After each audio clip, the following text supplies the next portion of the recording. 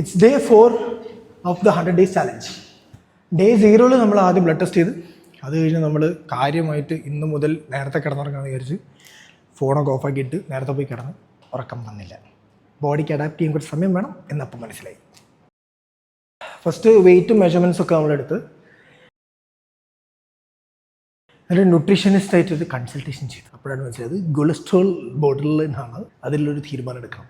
Day 1 വലിയ കാര്യത്തിൽ വർക്കൗട്ടൊക്കെ എഴുതി സ്ട്രെച്ച് ചെയ്താൽ മതി എന്നുള്ളത് അപ്പോൾ മനസ്സിലായി. Day 1 and 2 was only about stretches. It was very hard for me to just start. Very hard. ആ 2 days സ്ട്രെച്ചസ് ചെയ്തപ്പോൾ തന്നെ ബോഡി നല്ല പെയിൻ ഉണ്ടായിരുന്നു. ആൻഡ് സ്ലോലി റിക്കവർ ആവും. സ്റ്റാർട്ട് ചെയ്ത് കഴിഞ്ഞപ്പോൾ എനിക്ക് മനസ്സിലായത് എന്നെ എക്സൈറ്റ് ചെയ്യുന്ന കാര്യങ്ങൾ ചെയ്തില്ലെങ്കിൽ ഞാനിത് ചെയ്യില്ല. അപ്പോൾ ഓൾഡ് സ്കിൽസ് ഒന്നുകൂടി ചെയ്യുക, ഒന്ന് ബ്രഷപ്പ് ചെയ്തെടുക്കാം. അപ്പോൾ സ്കില്ല് ഡെവലപ്മെൻറ്റ് എന്ന് പറയുന്നത് പ്രാക്ടീസിൽ മാത്രം പറ്റുന്ന പരിപാടിയാണ്. പ്രാക്ടീസ് ചെയ്ത് ഞാൻ സെറ്റാക്കും. Okay, it's been only 4 days. So one thing I have understood is that sleep ഒന്ന് ബെറ്റർ ആയിട്ടുണ്ട്. വാട്ടർ ഇൻടേക്ക് അടിപൊളിയായിട്ടുണ്ട്.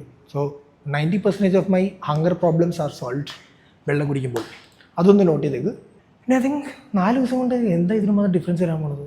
I don't think so. It take some time. Let's stay consistent.